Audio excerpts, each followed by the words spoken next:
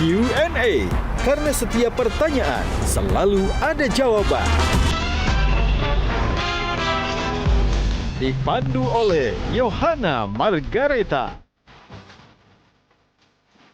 Panelis kita hari ini. Anak HI, Visit, Unpad, kenapa bukan wakil menteri? Jangan sampai masalah-masalah yang kita hadapi bersama ini timeless juga. Kira-kira Mas Yofi akan sering nggak ketemu Presiden? Nulis lagu tuh ada formulanya nggak? Berimajinasi khusus nggak sih gimana melahirkan karya-karya yang everlasting gitu? Bekerja di bidang kreatif, memberikan solusi kreatif, tapi jadi nggak kreatif itu kontradiktif. Setiap lagu yang saya lahirkan, begitu berhasil pasti saya ingat ayah saya. Saya meyakini bahwa wanita ibu adalah seorang yang layak untuk menjadi inspirasi. Dari situlah lahir lagu cantik dan sebagainya.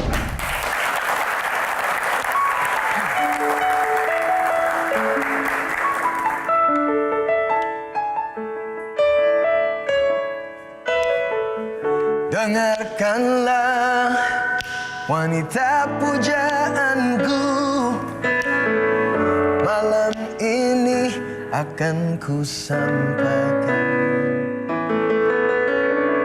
hasrat suci kepadamu dewiku. Dengarkanlah kesungguhan ini, ku ingin persuntingmu untuk yang pertama dan terakhir. Jangan kau tolak membuatku hancur. Ku takkan mengulang untuk meminta satu keyakinan hatiku ini. Akulah yang terbaik untukmu. Akulah yang terbaik untukmu.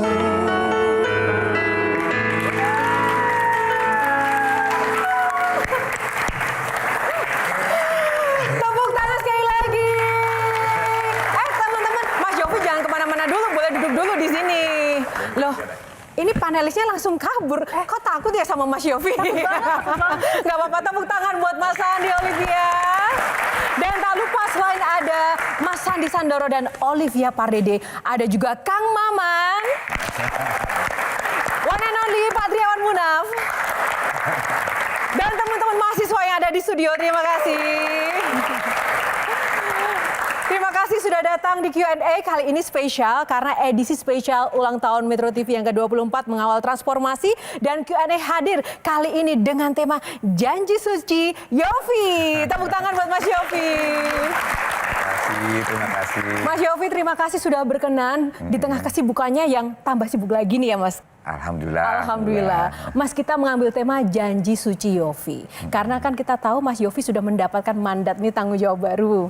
Ya, nah, ya. janjinya apa sih buat kita-kita Mas di posisi yang baru ini Mas? Yang jelas ini sebuah amanat ya, amanat besar, dan awalnya tentunya saya tidak menyangka mendapatkan kepercayaan ini, sekaligus menjadi refleksi diri untuk saya. Saya melihat ini pertama pasti reaksinya untuk saya pribadi. Yang pertama kali terpikir, apa benar saya orang yang tepat untuk ini?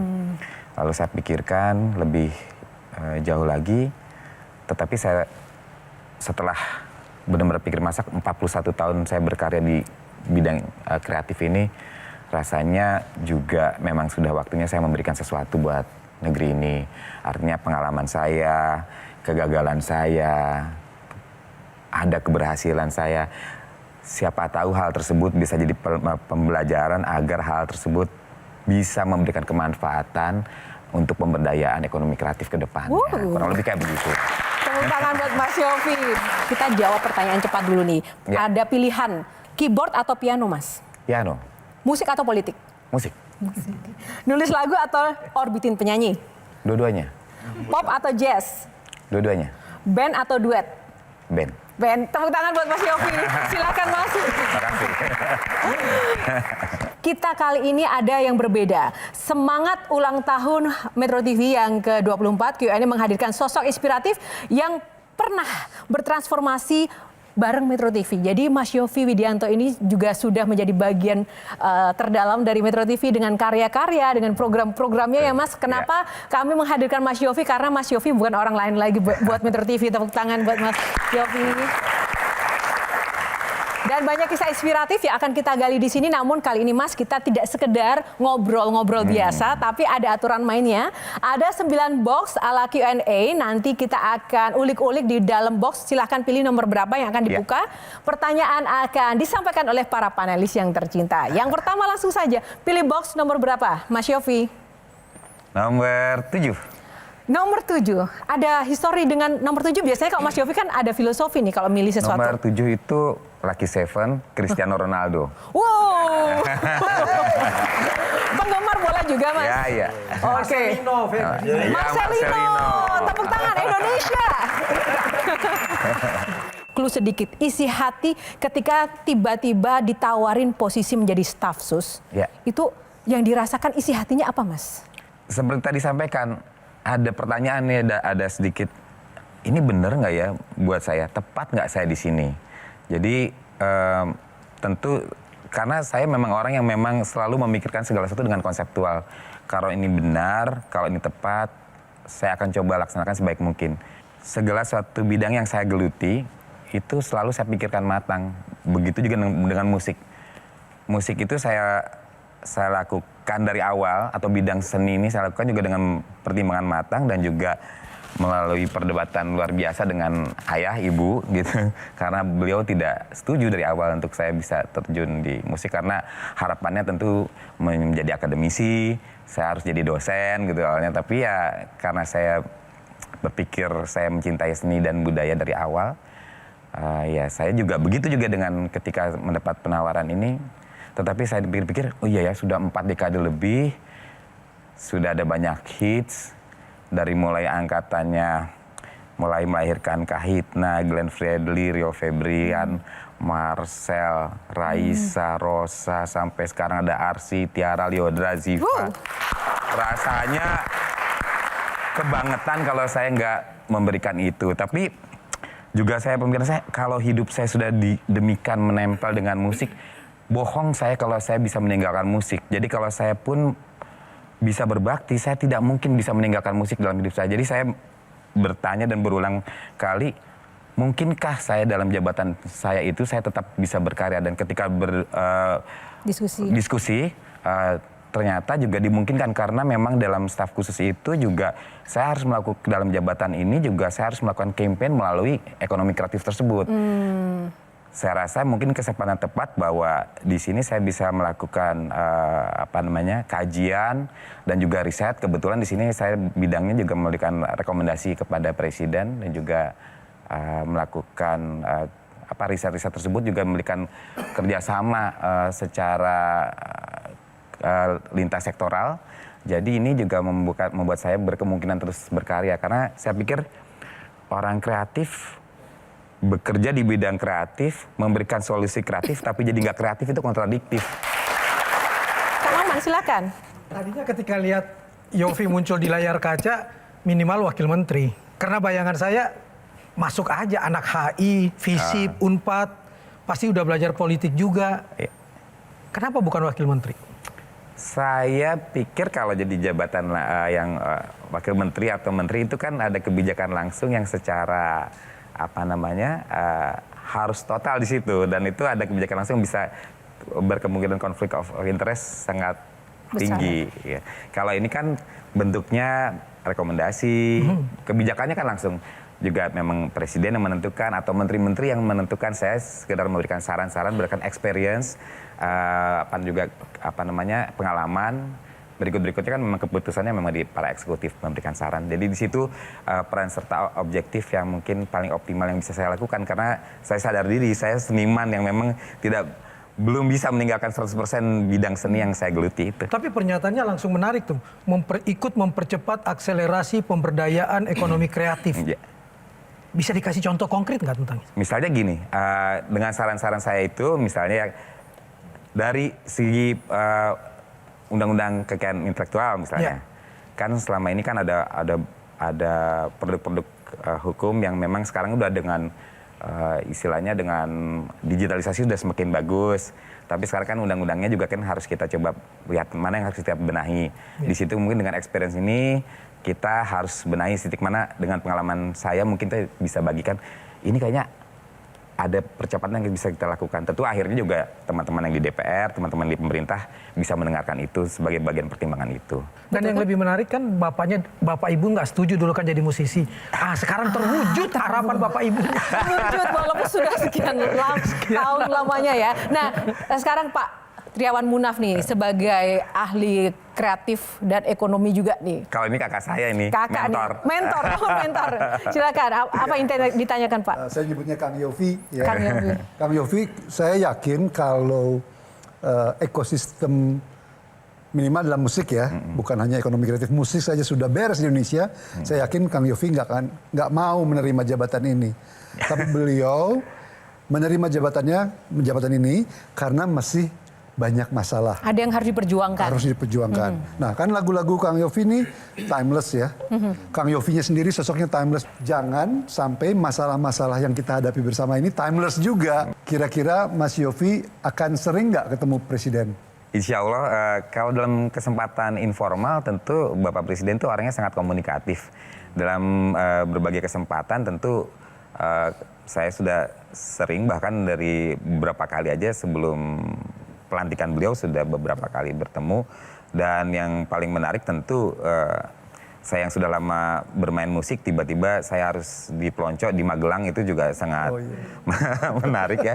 Dan kita baris-berbaris langsung lari dan di situ juga sebenarnya proses komunikasi dengan Presiden begitu cair dan di situ saya melihat tekad Presiden tentang bagaimana beliau menceritakan dengan patriotisme bahwa ekonomi kreatif adalah satu hal yang sangat diperjuangkan untuk ke depan menjadi salah satu sumber ekonomi baru Indonesia dan itu menjadi janji yang sangat baik. Tentunya sebagai pemusik, pelaku seni jadi oh ini kita punya cahaya harapan baru lagi. Moga-moga nanti tentu di istana dalam kesempatan informal itu biasanya lebih cair.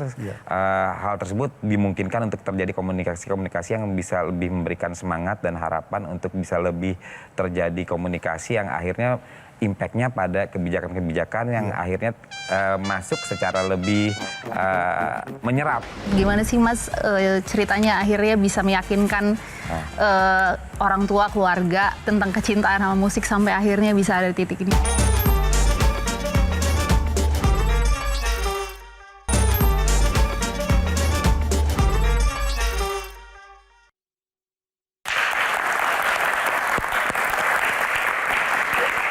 Ya, kembali di Q&A masih bersama Mas Yofi Widianto dalam Janji Suci Yofi. Saatnya kita berikan kesempatan panelis kita Mas Andi Sandoro ini. Silakan Mas.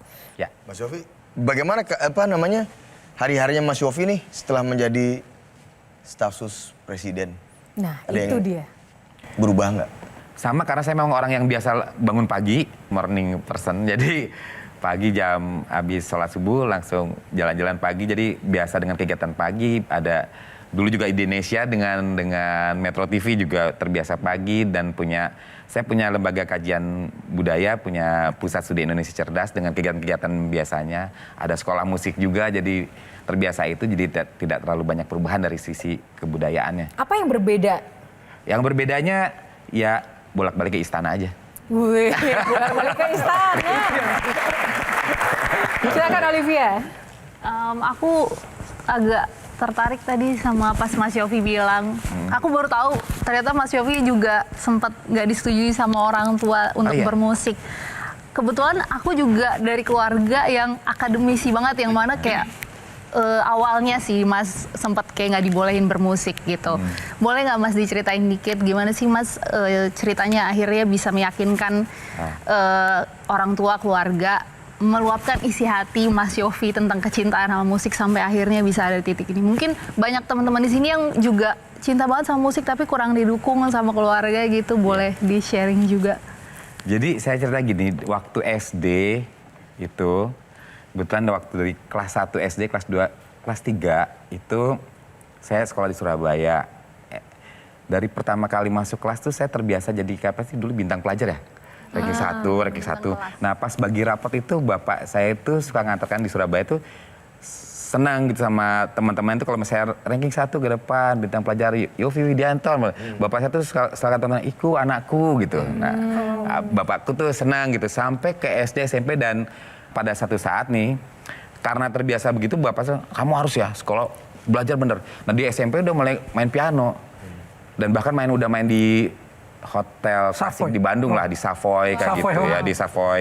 Nah pas di SMA tuh saya udah mulai main trio jazz gitu. Nah itu udah main jazz kayak gitu, udah seneng ngeband kan. Dan vokalis saya Ruth Sanaya pada waktu itu. Nah di sana itu saya takut pada satu kelas 1, nih kayaknya rapot saya di semester 2 nih bakal turun nih. Nah kita turun nih ada saya dapat pemain gitar saya tuh saya ingat sahabat saya namanya Vence Manuhutu Ambon dari Maluku. Saya secara sporadis wah nih kalau bapak saya ngambil rapot saya turun saya pasti dimarahin nih. Akhirnya Vence anterin saya ambil rapot. Saya danterin aja saya dibagi rapot ke sekolahannya ke kelas. Terus bu guru saya bilang bu ini saudara saya. Nah langsung Vence, sahabat saya bilang, ini Yofi punya saudara, ini punya pertalian. Saya kira, wah ini orang Ambon. Dari mana Widianto? Saya baru sadar, bilang, guru saya sambil balik kelas sambil takut, mungkin saya ngeliatin, tapi ini Yofi ranking 1 lagi. Ya tahu gitu bapak saya aja nganggap lagi. Nah dari situ, terus sampai juga masuk ke kuliah juga, saya tanpa testing dulu PMDK namanya, kalau sekarang SMBT. Penelusuran minat dan... Begitu terus, dan saya cuma mencoba membuktikan pada orang tua bisa beriringan gitu. Sampai juga orang tua tuh ketika saya kuliah, saya membuktikan mencoba, akhirnya ketika kuliah itu saya dapat the best composer yang Star Festival di Taipei, juara 1 komposisi tingkat dunia pada waktu itu. Itu masih nggak diyakini sama orang tua. Bapak saya bilang, tuh kamu juara 1 tingkat dunia komposisi juga nggak ada yang tahu di Indonesia. Tuh Yayu Basuki, gitu. Ranking 32 dunia semua Indonesia tahu. Tapi bapak pengen jadi apa, Mas Yofi? Inginnya saya jadi dosen, atau paling nggak jadi diplomat. Pokoknya hubungannya sama karena HI itu ya? Anak HI Enggak, itu. karena jenius dari lahir Kang Maman. Jadi... Saya nggak ngerti kalau itu. Nah lalu saya bilang ya Pak, pokoknya saya main musik yang bener deh gitu. Nah lama-lama pas di kuliah tuh saya udah mulai punya kendaraan, bisa beli apa, tabungan banyak. Akhirnya ketika saya dapat penghargaan itu, saya ingat tuh ibu saya bela-belain. Memang ada berita tuh sedikit di majalah, kalau di majalah Hai apa itu ada berita tuh kan ada sedikit. Terus ibu bilang gini, ibu almarhumah bilang, nggak apa-apa Yofi, nggak ada yang tahu juga. Ibu jadi fans pertama kamu yang tahu kamu menang di luar sana. Nah jadi dengan kata-kata ibunda itu, saya meyakini bahwa wanita ibu adalah seorang yang layak untuk menjadi inspirasi. Dari situlah lahir lagu Cantik dan sebagainya yang perempuan, cinta adalah satu hal yang layak diagungkan, bukan hanya sekedar cinta sesama manusia. Jadi yang paling berperan untuk kemudian mengubah keadaan di First Step itu adalah ibu. Ibu yang mempengaruhi semuanya. Ketika sudah kemudian ibu berhasil mengubah segalanya, tapi respon ayah gimana? Akhirnya bapak begitu saya udah lulus, baik ya udahlah, kamu harus bilang gini, kamu harus membuat musik yang bergizi, istilahnya begitu. Nah, ketika ngomong begitu, ketika ayah saya itu almarhum ayah saya itu stroke, sakit. Nah, lagu saya mulai hits di radio-radio, lihat tuh ada cerita cinta, dia menitikkan air mata pas sakit itu. Kalau saya spesifik setiap lagu yang saya lahirkan begitu berhasil pasti saya ingat ayah saya. Apa yang belum sempat ditunjukkan ke ayah? Baik mungkin karya atau mungkin ada nggak mungkin hal yang paling disesali mungkin yang belum sempat ditunjukkan ke ayah, tapi ayah sudah.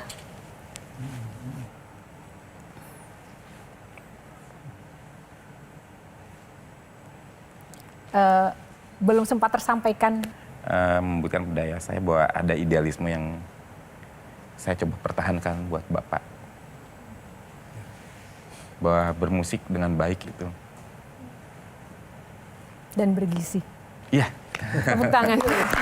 Terima kasih. Dan langsung saja, masih banyak hal yang perlu kita gali, jangan digali di box 1, masih ada box kedua, monggo. Ya. Box nomor berapa berkenan dipilih? Nomor 1. Nomor 1. Kalau ini ada filosofi Mas Yofi nomor 1. Oke. Piano. Apakah ini barang nomor 1 yang paling dicintai kah? Iya, piano. Piano ini menurut aku sebenarnya tidak sekedar hitam putih. Orang melihatnya kan hitam putih itu. Kalau saya melihatnya di antara hitam putih itu ada warna-warna yang berpendar tanpa orang bisa lihat. Melihatnya itu selalu dari sudut yang selalu kurvanya itu selalu jauh jaraknya. Padahal di antara itu banyak keindahan-keindahan yang memungkinkan dari sudut pandang yang bisa kita lihat. Bahkan kalau orang terlihat curam, seperti tidak ada harapan, saya melihat dengan sudut pandang yang baik. Dan itu saya coba lihat itu. Misalnya, orang pernah bilang sama saya ketika saya membuat grup band Kahitna, Yof, punya band 9 orang gimana lu punya rezekinya, kapan lu kayaknya Yof, katanya. Alhamdulillah sampai sekarang Kahitna 38 tahun berdiri terus dan sampai sekarang jadi band yang teman-teman saya itu jobnya tuh termasuk yang mungkin paling banyak ya Kang Tri ya. Dan terus main. Artinya ternyata teman-teman itu lupa bahwa ada doa yang banyak dari 9 orang itu. Saya juga ingin memberikan inspirasi bahwa dengan regulasi yang jelas, 9 orang, 9 seniman dengan kepala yang ajaib itu bisa bertahan kok. Satu hal misalnya saya bisa contohkan dengan musik. Saya balik ke piano ya. Oke. Ini nih.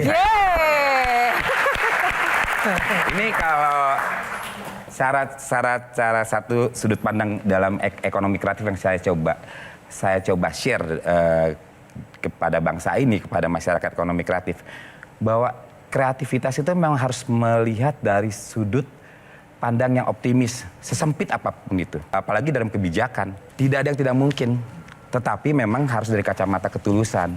Dan itu harus space-nya harus kita lihat, dan bukan ego.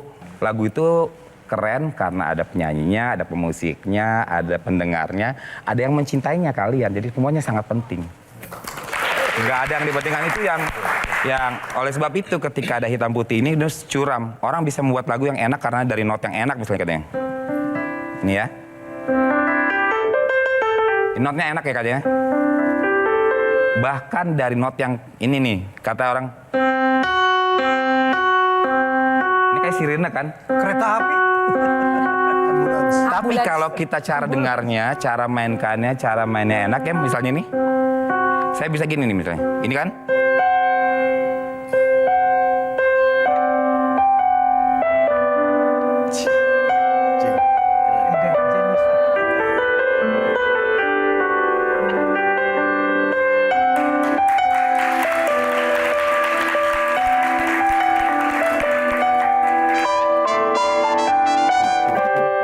Enak-enak aja. Yang dinyanyikan berdua dengan Glenn Fredly.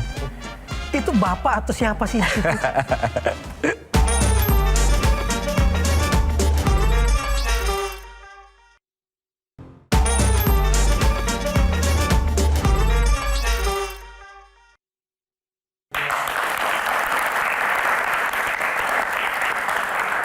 Ya, kembali di Q&A masih bersama Mas Yofi. Kita lanjutkan lagi ya sharing-sharing inspirasinya. Langsung saja Pak Triawan. Kang Yofi boleh dibilang sudah mencapai titik tertinggi ya di Indonesia dan juga di dunia dalam karya-karyanya.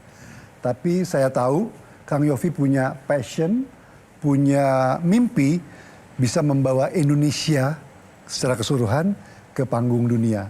Seperti Korea, ya kan? Masa kita kalah? Kita punya bakat-bakat ya, Kang Yofi ya, yang luar biasa. Nah, saya yakin Kang Yofi sudah punya konsep itu. Coba ceritakan bagaimana cara kita, tentunya bukan pekerjaan Kang Yofi sendiri. Ini adalah kerja bareng ya. Disinilah fungsi Kang Yofi untuk bisa menjahit semua ini ya, untuk diajukan ke presiden supaya orang-orangnya berkepentingan bisa menjalankan supaya tercapai cita-cita Kang Yofi. Kira-kira apa dan bagaimana caranya supaya Indonesia bisa mendunia? Tentu perlu kerjasama dengan semua stakeholders, semua para pemangku kepentingan, dan saya yakin teman-teman, kebetulan Menteri Ekonomi Kreatif, Wamen Ekonomi Kreatifnya juga sangat bersemangat dan rekan-rekan yang sangat baik juga bahkan sahabat-sahabat di kementerian yang lain juga punya semangat yang baik. Jadi saya lihat di sini pasti tidak bisa bekerja sendiri. Bahkan ini tampaknya harusnya menjadi semacam strategi nasional.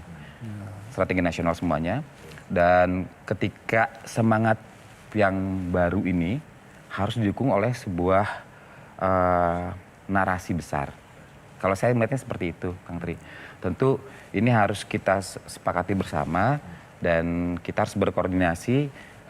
Saya sih nampaknya kalau dari segi parsialnya saya sudah bisa ceritakan tentang apa, tapi saya tentu akan berbicara dulu tentunya dengan Bapak Presiden, dengan sahabat-sahabat yang lain, kira-kira mana yang paling mungkin doable. Juga saya harus melihat secara komprehensif dari hulu ke hilir bagaimana kesiapan secara ekonominya. Tentu kita punya yang mana yang harus diprioritaskan dulu secara real dan secara objektifnya. Artinya kondisi-kondisinya kan ada yang memang paling mungkin secara quick win-nya yang dihasilkan ini. Tetapi kalau secara bangsa kita punya nilai patriotisme tertentu, saya kok secara pribadi punya keyakinan bahwa ekonomi kreatif ini punya power tersendiri. Yang Mungkin kurang apa ya, Mas? kita ini yang kurang adalah narasi besar itu. Nah, misalnya begini, ketika secara ekonomi kita turun sekali. Ingat kita masa pandemi, mungkin teman-teman ingat ya, kita tidak bisa melakukan apa, ekonomi jatuh semua. Yang hidup apa? Secara UMKM, teman-teman secara kreatif, ada yang jualan comro, ada jualan bakso, teman-teman saling berjual sendiri. Itulah yang menyelamatkan negeri kita dari terpuruk pada saat itu. Ekonomi kreatif lah yang menyelamatkan bangsa ini. Oleh sebab itu, salah satu rencana kecilnya, saya sih ingin punya pusat pemberdayaan bakat hebat Indonesia. Bakat hebat itu bukan hanya di seni budaya saja. Ada 17 sektor kreatif. Kang Triawan sudah membidaninya melalui Bekraf pada saat itu. Ada bakat-bakat hebat di bidang fisika, kimia. Bahkan saya sedih ketika sahabat-sahabat saya di Bandung yang melahirkan secara kimia, melahirkan obat-obat itu harus menjual ke teman-teman Jepang. Akhirnya patennya punya teman-teman negara lain. Nah, kita sekarang harus hadir, kita harus sama-sama menyadari bahwa teman-teman yang berbakat ini harus kita lindungi dalam payung besar Indonesia, semangat besar Indonesia. Nah, ini kita harus buat strategi bersama, kita harus bahu-membahu, dan memang harus ada, ya negara harus hadir di situ. Dan saya yakin Pak Prabowo, Presiden kita punya komitmen untuk itu. Inilah fungsinya Q&A pada malam hari ini, mengawal transformasi janji suci Yovie. Nanti kita tagih ya, Mas ya. Olivia. Mas Yovie boleh nggak di-share gimana sih cara Mas Yovie nulis lagu tuh, ada formulanya nggak? Kayak misalnya nulis lirik dulu, baru nyari nadanya, atau misalnya lagi ngapain tiba-tiba ketemu nada, langsung rekam terus pakai lirik ya gitu. Karena aku sebagai seorang penyanyi, aku juga punya mimpi buat jadi songwriter yang lagu yang bergizi seperti yang tadi Papa yang Mas Yovie bilang, yang mana lagunya itu bisa berdampak baik buat banyak orang. Itu apa, Mas, boleh di-share? Jadi kalau teknis aku buat lagu memang biasanya mengalir begitu saja. Lagu dan lirik biasanya bersamaan. Dan biasa terjadi di proses-proses kemacetan, di perjalanan. Dan biasa aku tulis sekarang, dulu sih aku bisa ada komputer gitu yang di tangan. Biasanya aku buat pakai sequencer gitu, dibuat ada not baloknya. Tapi sekarang kan semakin canggih, sekarang pakai handphone udah bisa kita nyanyiin sendiri gitu ya. Udah tuh tercatat notnya juga sekarang dengan bantuan teknologi AI udah tercatat notnya. Bahkan kita bisa kira-kira chordnya.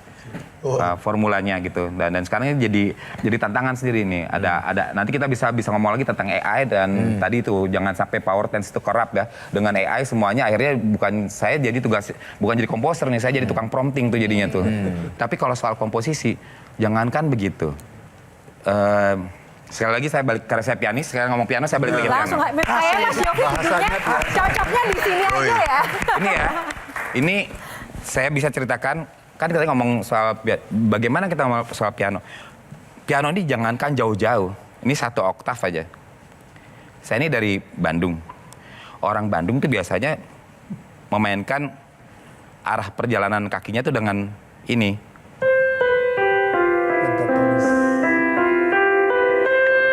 Lalu ketemu orang sahabat saya yang dari Hong Kong, dia berubah dikit.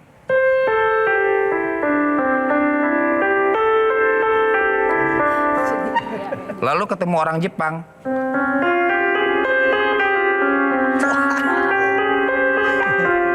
ketemu orang Arab.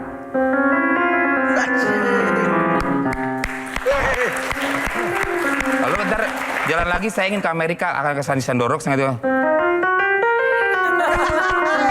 Gak usah jauh-jauh, dari sini aja udah sangat menginspirasi. Gak usah kemana-mana dan Gak usah kemana-mana, duduk di sini aja.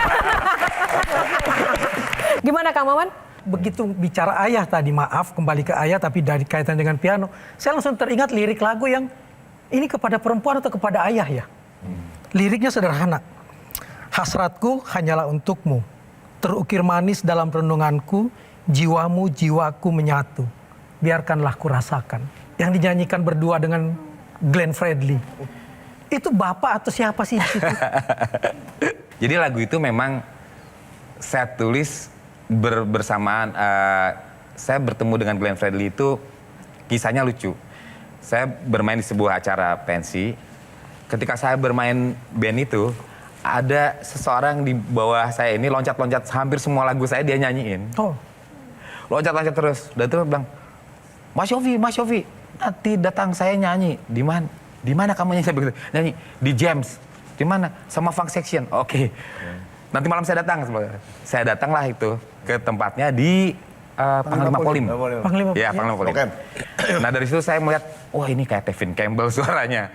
Nah dari situlah saya janjian untuk membuatkan lagu pertama, album solonya dia pertama.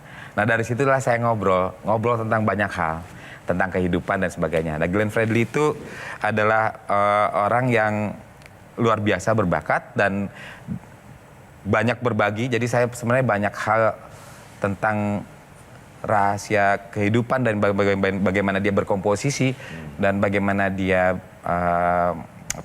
lahir dan bertransformasi. Saya pahami sebagai sahabat dan saya tahu juga bagaimana perjuangannya, semangatnya. Dari Cukup Sudah saya mengantarkan lagu solo pertamanya dia dan hits dia terakhir sampai berpulang di Adu Rayu. Nah, orang itu adalah Glenn Fredly yang loncat-loncat itu. Apa? Yang loncat-loncat tadi? Glenn Fredly. Woi.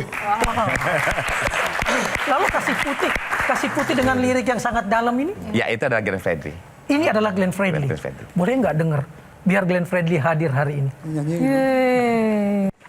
Biarkanlah ku rasakan hangatnya sentuhan kasih-Mu, bawa daku penuhiku, berilah diriku kasih putih di hatiku.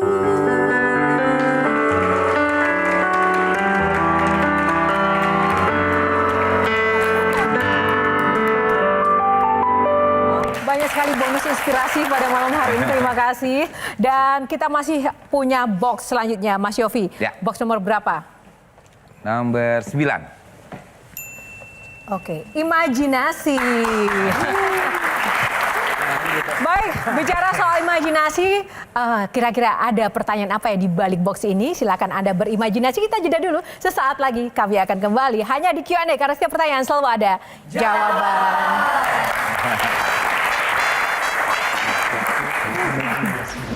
Karena lupa aku kata-katanya langsung bila ku ingat senyum manismu takkan. Karena lupa jadinya bila ku ingat. Bila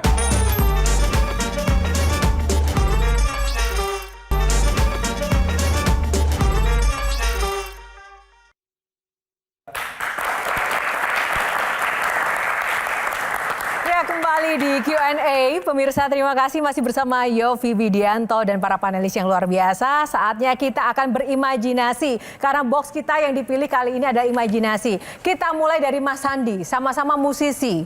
Mas Yofi, ada proses berimajinasi khusus nggak sih gimana untuk melahirkan karya-karya yang everlasting gitu? Jadi memang sebenarnya banyak hal yang unik, tapi dibilang khusus enggak. Tapi saya mencoba mempertahankan ketulusan dalam berkarya. Dan ini enggak, orang bilang ini apa sih klise, enggak basa-basi, memang itu yang saya jaga dalam sebuah proses. Cuma cara saya berbahasa memang ini saya jaga ketulusannya. Ambil saja sekarang lagunya Glenn yang tadi saya bilang ya. Glenn bilang gini sama aku, Mas, kita buat lagu yuk. Buat lagu apa? Mas Yofi bisa nggak buat lagu cinta, tapi dari lagu kebangsaan. Kan dia kan ada euforia, pada satu saat tertentu dia mencintai negeri, jadi dia kita buat lagu kebangsaan tentang lagu cinta. Oke. Terus bilang, ayo kita buat lagu cinta ya Glenn. Bang, kita buat janji, lu udah buat kesalahan sama cewek lo, tapi lu janji gak akan ngulang lagi ya. Kita lihat dari Bagimu Negeri. Bagimu Negeri kata-kata gimana? Padamu negeri kami berjanji. Berbakti, mengabdi. Aku buatnya, aku kan berjanji pada satu cinta dan aku kan mengabdi. Jujurku hanya seorang lelaki yang terkadang tak lepas dari godaan. Itu dari Iya. Itu lagu Mas Yofi juga? Iya. Wah. Lalu ada cerita kedua misalnya. Pada satu saat saya didatangi sahabat-sahabat saya. Saya kan baru pulang tur. Lalu saya ke studio. Pas di studio itu, saya biasa buat musik gitu. Pas lagi buat musik, tiba-tiba datang sahabat saya bertiga. Tuk. Yof, sekarang waktu kita rekaman. Hah? Rekaman? Saya lupa tuh pada waktu itu. Aku pikir aku buat jadwalnya buat lagu untuk almarhum Chrisye. Oh kok teman-teman ini udah buat lagunya kan? Oh iya bentar. Kalian makan dulu ya. Gitu. Makan dulu, ada soto tuh di depan. Gitu. Aku tutup pintunya. Aduh lupa, aku langsung ingat sound engineer-ku. Usus, cepat ambil mixer gini. Aduh aku lupa ya. Lupa gimana ya. Aku cari piano. Lupa. Karena lupa aku kata-katanya langsung bila ku ingat senyum manismu takkan. Karena lupa jadinya bila ku ingat. Bila ku ingat senyum manismu takkan dosa mengemar. Dan lagu itu meledak bulan berikutnya gitu. Itu karena ketulusan itu menjadi sebuah kekuatan. Yes. Ketulusan menjadi kekuatan. Catat teman-teman, catat. Jadi ketulusan menjadi bukan sebuah segala kekuatan. sesuatu yang rekayasa. Tapi segala sesuatu itu memang perlu alam bawah sadar dan subconscious yang kuat. Back mind itu penting. Jadi kita referensi, belajar, ilmu pengetahuan penting. Ilmu musik itu menurut aku penting. Jadi ketika saat dihadapan pada suatu spontanitas kita tidak terjadi kedangkalan. Tapi cepat dan referensinya cukup dan memadai.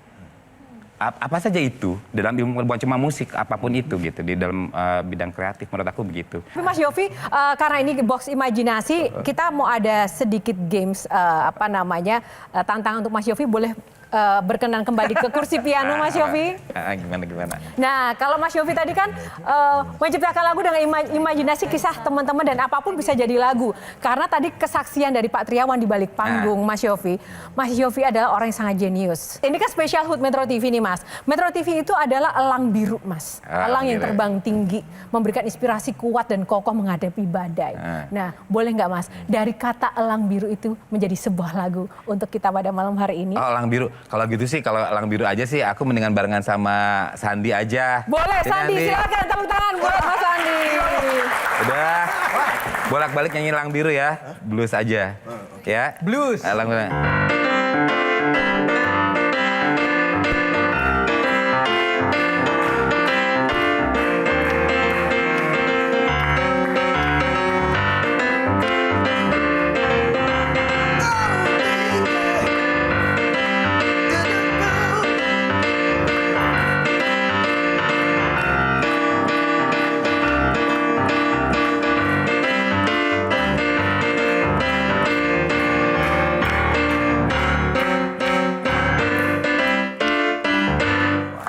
Ada elang biru di balik awan, terbang tinggi sampai ke matahari. Oh, elang biru, terbang tinggi. Nah gitu aja. Liriknya susah. Terima kasih. Silakan Mas Yofi langsung closing statement-nya. Saya mengucapkan terima kasih atas banyak doa, atas banyak dukungan. Yang jelas saya merasa terharu dengan itu semua, kepercayaan yang luar biasa. Tapi sekali lagi saya di sini akan mencoba menyampaikan apa yang menjadi harapan, karena saya sebenarnya lebih pada mediator, penyampai, dan saya juga punya harapan yang besar yang sama. Semoga ini akan bisa dilakukan dengan baik oleh para eksekutif, teman-teman menteri yang menjadi sahabat-sahabat saya, dan saya juga bisa melakukan riset-riset yang baik dan bisa memberikan juga rekomendasi-rekomendasi yang baik, mendukung para menteri dan juga bisa memberikan hal-hal yang baik, inspirasi yang baik, dan juga mendukung semua kebijakan-kebijakan dan juga memberikan strategi nasional, pilihan strategi nasional, dan juga memberikan input-inputan yang baik sehingga presiden bisa mendapatkan hal-hal yang menjadi engine atau motor yang baik buat ekonomi kreatif ke depannya. Kita dukung semangat patriotisme dari presiden kita agar Indonesia bisa berlari lebih kencang lagi melalui ekonomi kreatif. Nah, yang terakhir, pesan buat anak-anak di luar sana, generasi milenial agar menjadi orang yang konsisten, tangguh, bergizi, dan juga tulus, Mas Yofi, silakan. Pertama, kita bekerja terus berdasarkan apa yang menjadi passion, apa yang menjadi kekuatan kalian semua. Jangan mencari pekerjaan, tetapi bekerja berdasarkan apa yang menjadi kemampuan dan kekuatan semua subjek masing-masing. Artinya bekerja berdasarkan passion kalian, berdasarkan kemampuan kalian, itu akan menjadi kekuatan. Apalagi kalau kalian punya bakat kreatif. Majulah dari ekonomi kreatif. Itu pesan saya, karena itu akan bisa menjadi ciri khas, pembeda dan diferensiasi dari bangsa lain. Saya yakin Indonesia punya kekuatan hebat itu. Baik, terima kasih, tepuk tangan sekali lagi. Mas Yofi, sekali lagi terima kasih Hatur nuhun, hatur nuhun. untuk inspirasinya yang sangat bergizi. Para panelis, tepuk tangan juga untuk panelis. Ya, sudah banyak sekali bonus-bonusnya ya di sini. Dan semoga Mas Yofi selalu sukses dengan seluruh karya-karya dimanapun berada dan tanggung jawab yang luar biasa. Kami percaya dengan sosok Yofi Widianto mampu menjadi leader yang bisa produktif dan bisa mengembangkan apapun yang menjadi tanggung jawabnya. Dan tentu saja semoga ini Q&A kali ini pemirsa menjadi inspirasi juga bagi Anda. Dan kali ini Yofi Widianto mengajarkan sebuah janji suci melalui musik, tidak hanya sekedar instrumen, ilustrasi, imajinasi, tapi bagaimana musik ini adalah ketulusan hati untuk menuju sesuatu kehidupan yang lebih berarti buat sesama kita. Terima kasih semuanya, dan jangan lupa ya teman-teman semuanya, saksikan Q&A di setiap episodenya, karena setiap pertanyaan selalu ada jawaban. Sampai jumpa lagi, saya Yohana Margareta undur diri. Terima kasih. Boleh maju ke depan teman-teman di sini. Kita masih ambil gambar.